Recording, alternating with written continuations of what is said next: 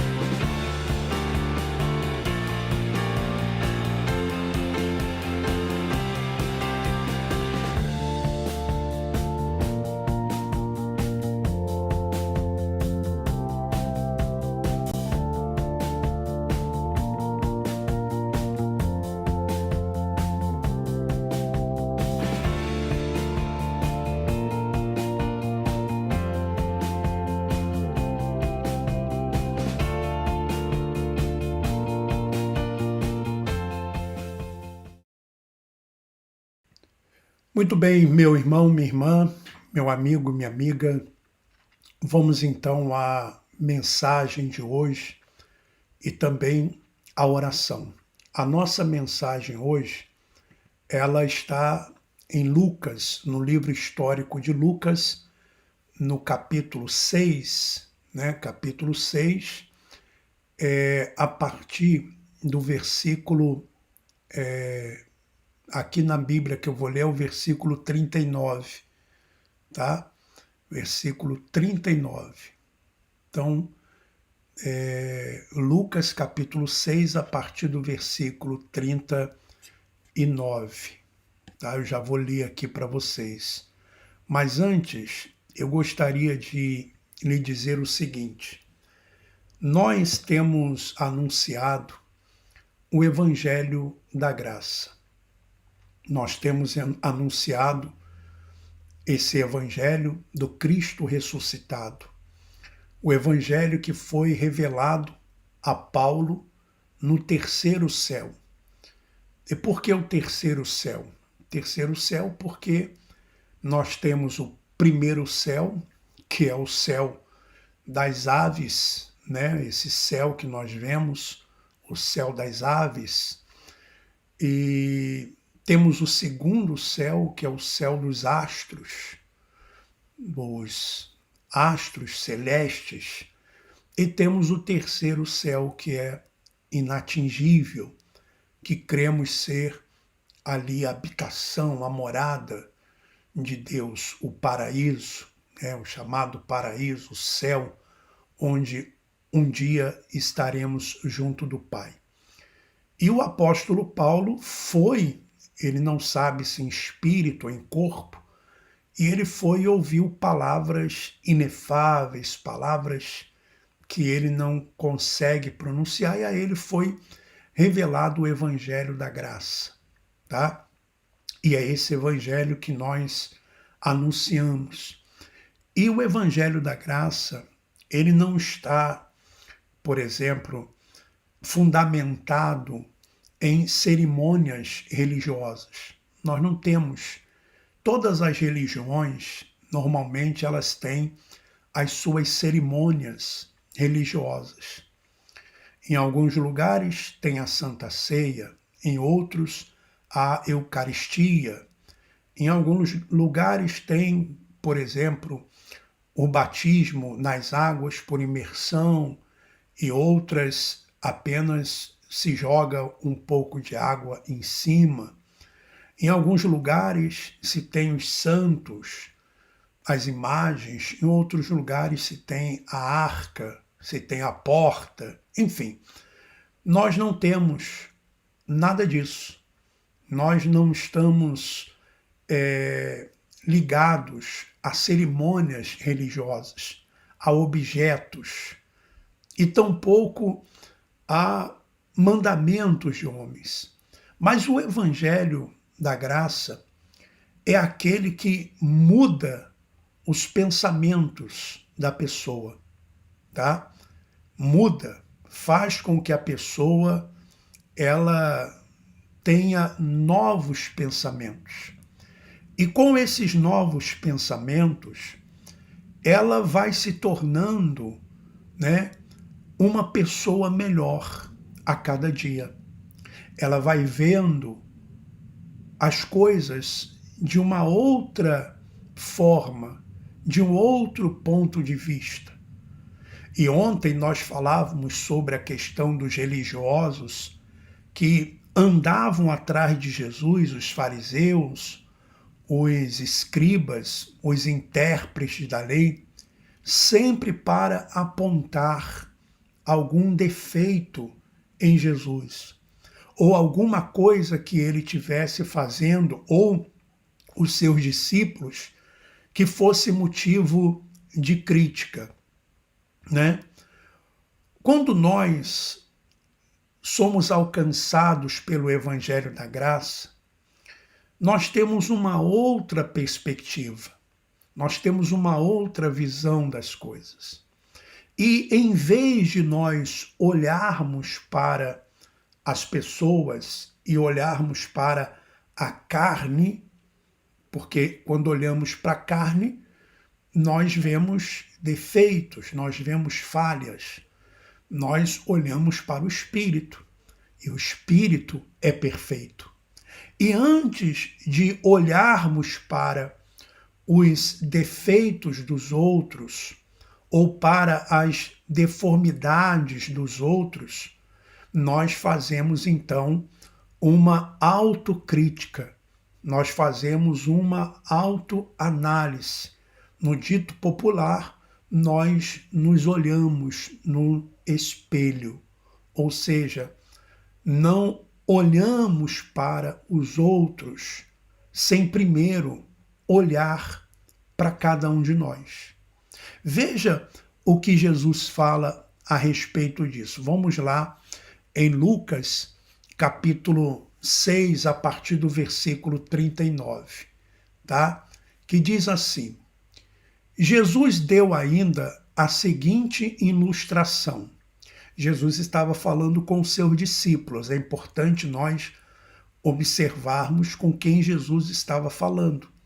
Ele estava falando com os seus discípulos e ele diz assim: é possível um cego guiar outro cego? É claro que Jesus sabia a resposta, e a resposta é não. Como que um cego pode guiar o outro cego? Se os dois estão cegos, eles não sabem aonde ir, eles não sabem aonde estão pisando. E ele continua: não cairão os dois num buraco? Claro, é bem provável que sim. É bem provável que os dois caiam num buraco. E ele diz: os discípulos não são maiores que seu mestre, mas o aluno bem instruído será como o mestre. Uma das coisas que acontece no sistema religioso é não permitir que a pessoa ela cresça, ela se desenvolva espiritualmente. É fazer com que as pessoas estejam sempre na dependência de um líder religioso. Mas aqui Jesus está dizendo que se o servo ele for bem instruído, ele será como o mestre, ou seja, ele vai passar também a ensinar outras pessoas. E esse é o nosso desejo aqui. O Evangelho da Graça é assim. A pessoa, ela aprende a andar com as próprias pernas. Ela não vai ficar na dependência de um líder religioso. Por quê? Porque não existe aqui no nosso meio uma hierarquia eclesiástica ou eclesiástica. Não existe essa hierarquia eclesiástica. Não existe. Eu não sou melhor do que você.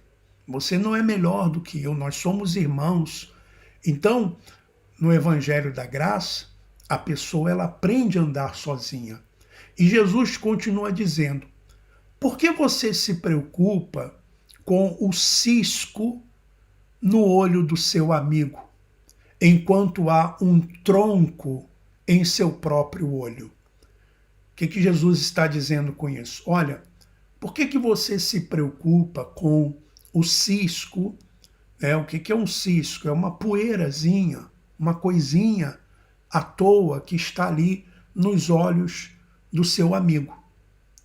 Você está olhando para isso.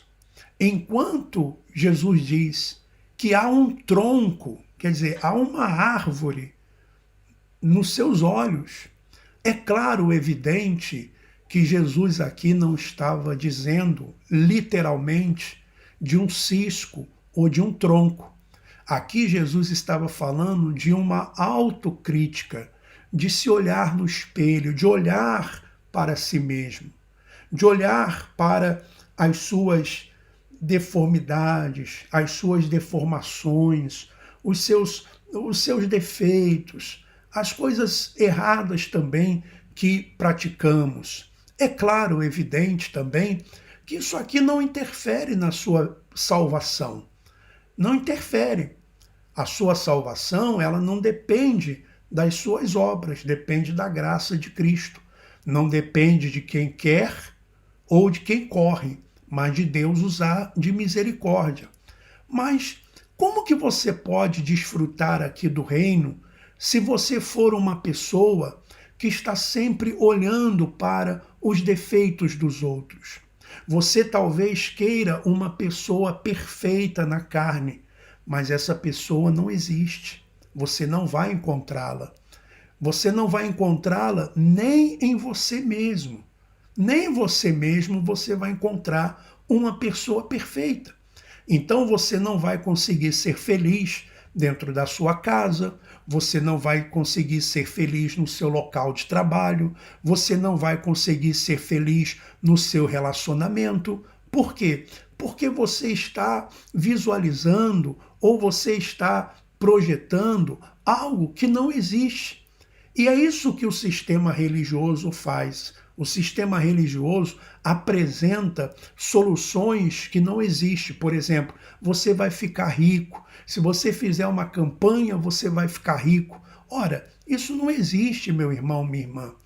O sistema religioso é como uma propaganda enganosa. Já viu aquelas propagandas enganosas na televisão ou na internet? Que a pessoa vai ficar magra, vai perder peso sem fazer dieta e sem fazer exercício?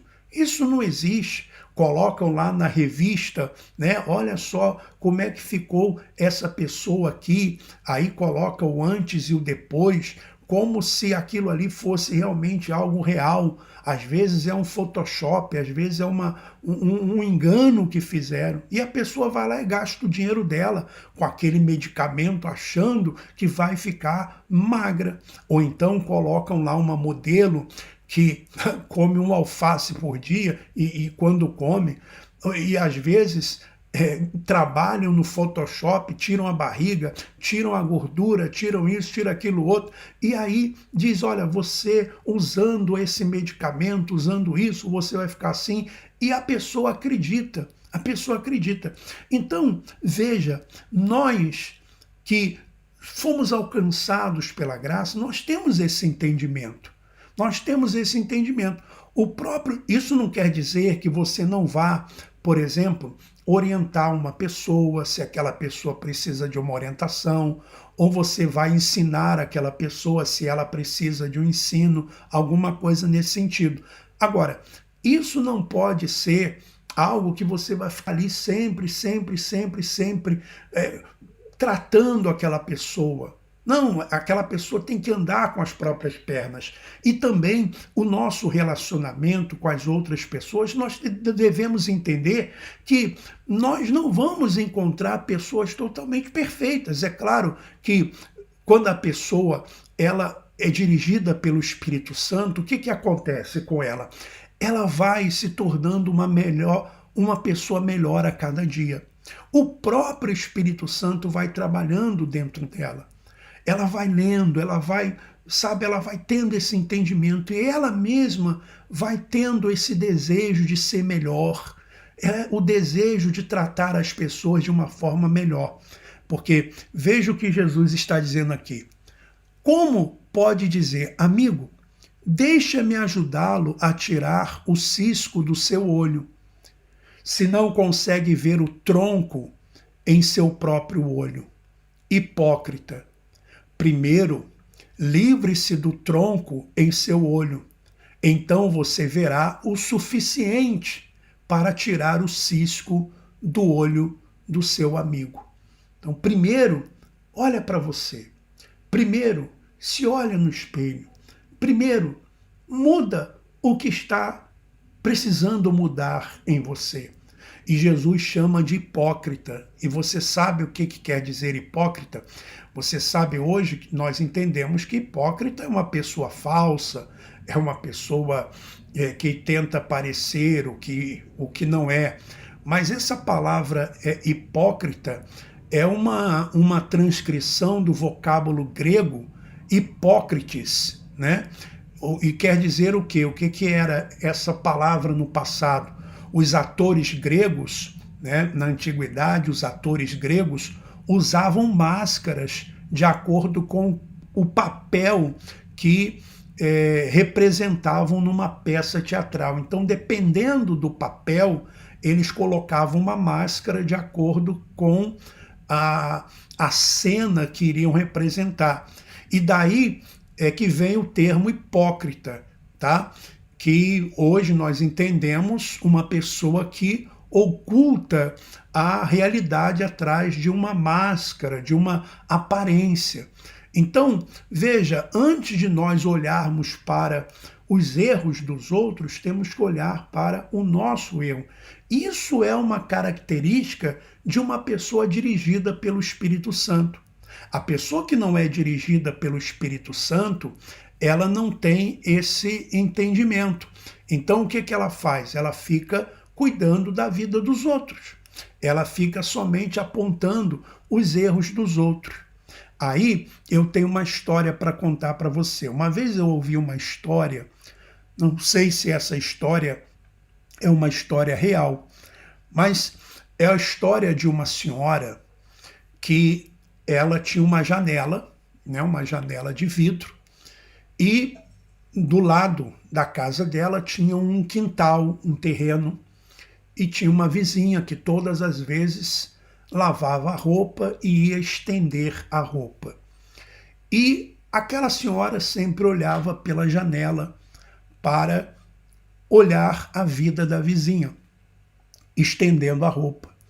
E ela sempre dizia, olha só como que essa vizinha, ela não sabe trabalhar, ela não sabe lavar roupa. Olha lá, estende a roupa suja, a roupa dela sempre está suja. Ela está sempre estendendo a roupa suja, ou seja, olhando para a vida dos outros, que a roupa da outra estava suja quando ela ia estender a roupa. Bom, um dia a filha dela foi visitar ela, essa senhora que olhava pela janela. E essa senhora então olhou pela janela e a vizinha vai lá estender a roupa. E ela chama a filha e diz, olha só, filha, porque às vezes a pessoa, além de ficar olhando para os defeitos dos outros, ela ainda fala para outras pessoas, né?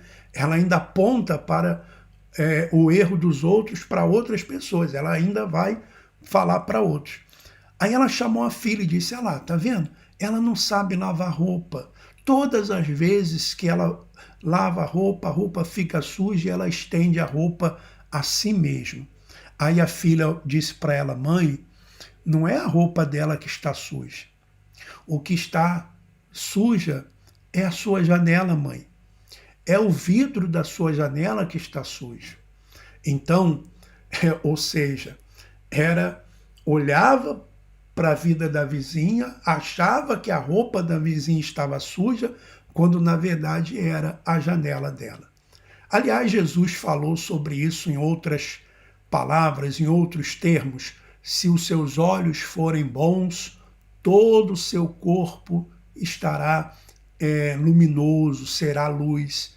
Mas se os seus olhos são maus, todo o seu corpo estará em trevas. Como é ruim ficar olhando para a vida dos outros. Como é ruim ficar tomando conta da vida dos outros. Como é ruim ficar olhando para os defeitos dos outros. A pessoa não tem paz, a pessoa não tem alegria. Não é melhor olhar para si mesmo? Não é melhor olhar para as próprias falhas, para os próprios erros e ir consertando e ir se tornando uma pessoa melhor a cada dia? E quem sabe aquela pessoa que você diz que tem defeitos, tem erros, ela vai olhar para você e vai dizer assim: puxa vida, queria ser igual àquela pessoa.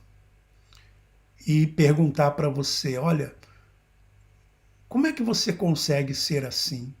Eu queria ser assim também. Eu queria ter esse comportamento, eu queria responder assim, eu queria fazer dessa forma. Aí você tem a oportunidade de dizer para ela: olha, eu sou assim porque eu fui alcançado pelo Evangelho da Graça. Evangelho da Graça? Ela pode perguntar: o que é isso, o Evangelho da Graça?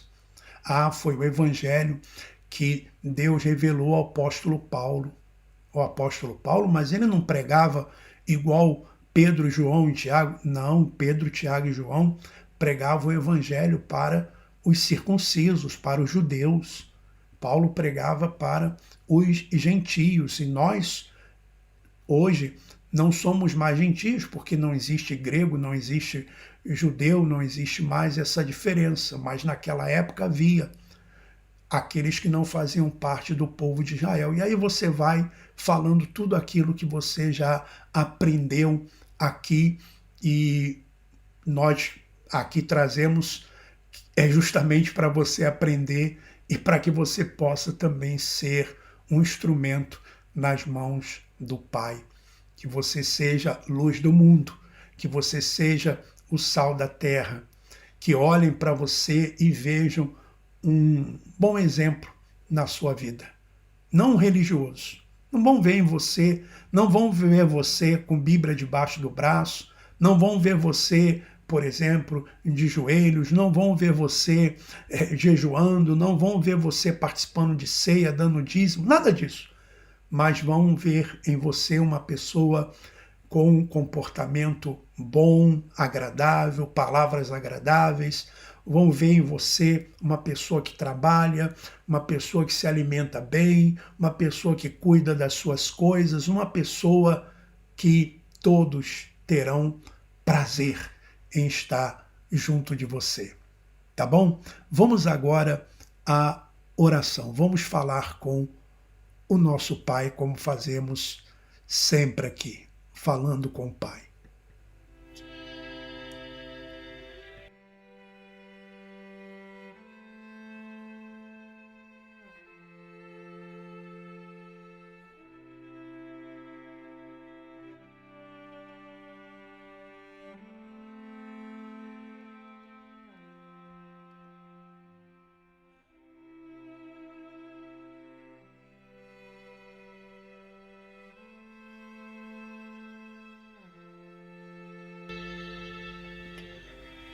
Ó Pai amado e querido, graças te damos, Senhor, porque a tua misericórdia nos alcançou. Graças te damos porque fomos alcançados por ti. E o nosso entendimento se abriu. A nossa mente foi ativada para entendermos que o Senhor não quer que sejamos religiosos, que sejamos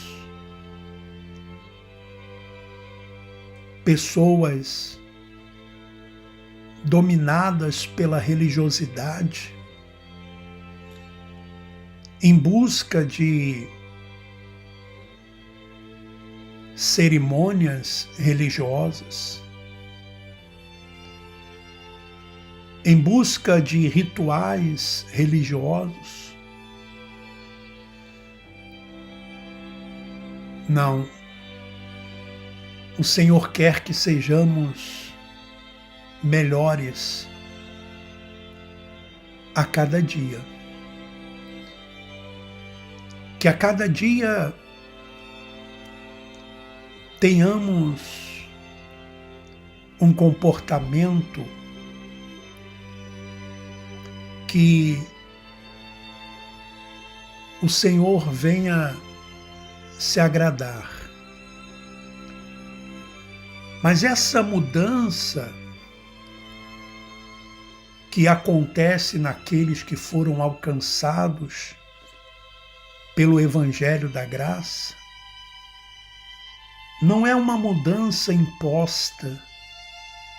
Não é porque um líder religioso disse: você tem que ser assim ou assado. Não. A própria pessoa, dirigida pelo teu Espírito, ó Pai, decide, porque é o Senhor quem coloca em nós tanto querer como realizar. Então ela decide ser melhor, mudar. Em vez de odiar, amar, perdoar. Em vez de trair, ser fiel. Em vez de criticar, apontar o dedo, ajudar. Em vez de uma resposta rude, grosseira, uma palavra branda. Em vez de olhar com maus olhos, procurar olhar com os bons olhos. Crer na transformação, crer na mudança que o Senhor realiza, que o Senhor faz na vida de cada um. Ó Pai, eu sei o quanto o Senhor nos ama. Eu sei o quanto o Senhor fez por nós. Quando lá na cruz do Calvário, o Senhor se entregou. O Senhor deu a vida. O Senhor deu o próprio Filho lá na cruz por cada um de nós, para que hoje tenhamos vida.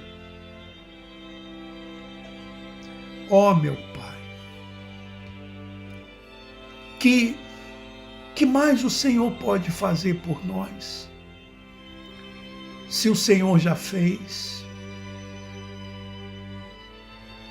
o que ninguém faria, que foi dar a vida por nós, se entregar por nós. Te louvo, Senhor.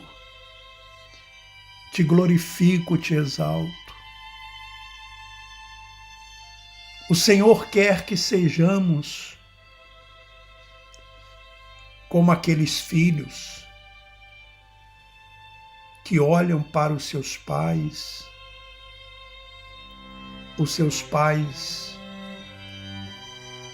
já idosos, velhinhos, e o filho pensa assim: o meu pai cuidou de mim, o meu pai me alimentou, me protegeu, me vestiu, me levou à escola. O meu pai acordava de madrugada quando eu chorava para me consolar, me levava ao hospital. Quando eu tinha medo de estar sozinho, de estar sozinha, ele estava ao meu lado, brincava comigo. E hoje eu tenho que retribuir. Hoje eu tenho que dar para ele ou para a mãe o meu melhor. Procurar ser um bom filho, uma boa filha. Isso por amor, por gratidão. E é assim que o Senhor quer que sejamos para com o Senhor. E isso nós fazemos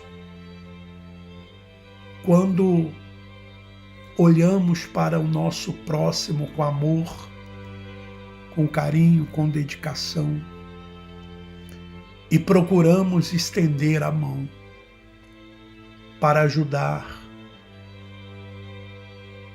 os que necessitam de ajuda. Oramos agora, Senhor, como sempre fazemos, por todos que estão nesse instante necessitando de cura,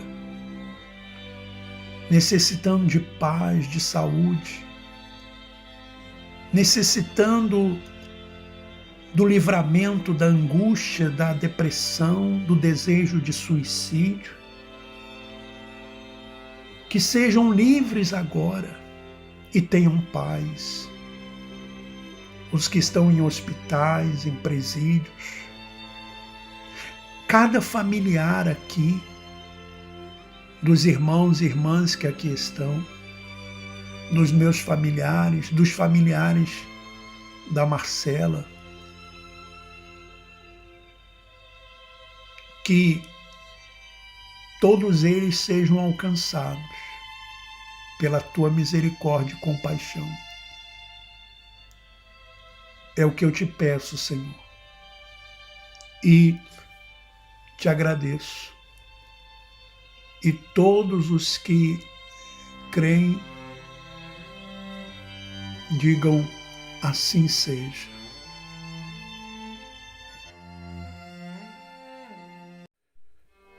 Se eu tivesse o dom de falar em outras línguas, sem tê-las aprendido, e se pudesse falar em qualquer idioma dos homens ou dos anjos, e no entanto não tivesse amor, eu seria como o sino que ressoa ou um prato que estaria só fazendo barulho. Se eu tivesse o dom de profetizar e conhecesse todos os mistérios e todo o conhecimento, mesmo que eu tivesse o dom da fé, a ponto de falar a uma montanha e fazê-la sair do lugar, se não tivesse amor, nada seria.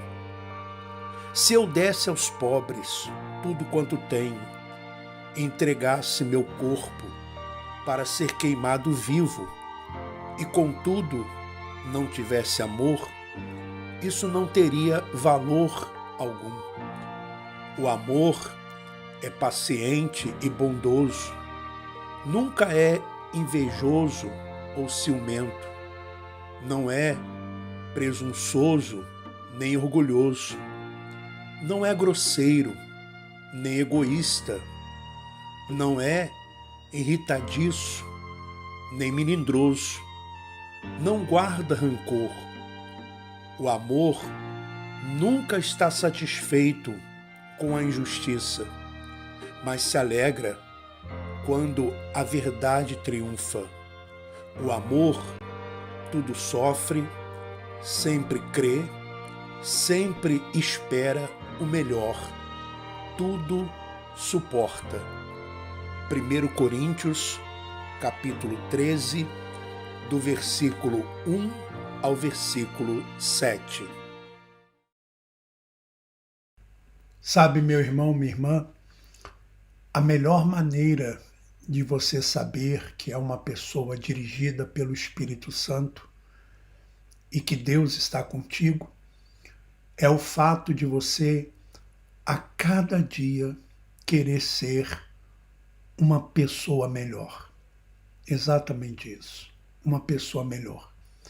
Porque você não é melhor simplesmente porque você quer, mas porque o próprio Deus colocou esse desejo em você de ser uma pessoa melhor, né? Ele que coloca em nós tanto querer como realizar, aí você se torna uma pessoa melhor e ele vai e retribui a você com aquilo que você deseja, com aquilo que você almeja.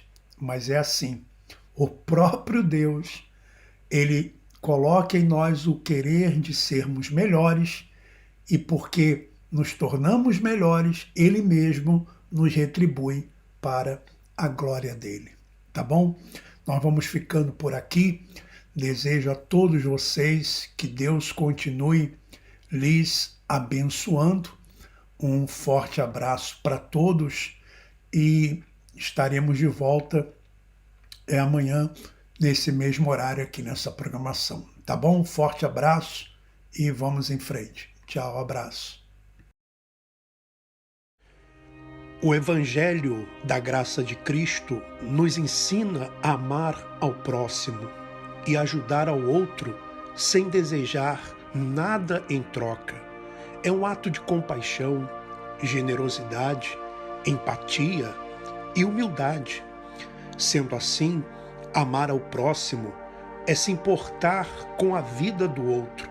Se deseja apoiar o nosso trabalho e fazer parte do grupo Comunidade Igreja em Casa, entre em contato através do WhatsApp, sinal de mais 351 912 590 270, sinal de mais 351 912 590 270.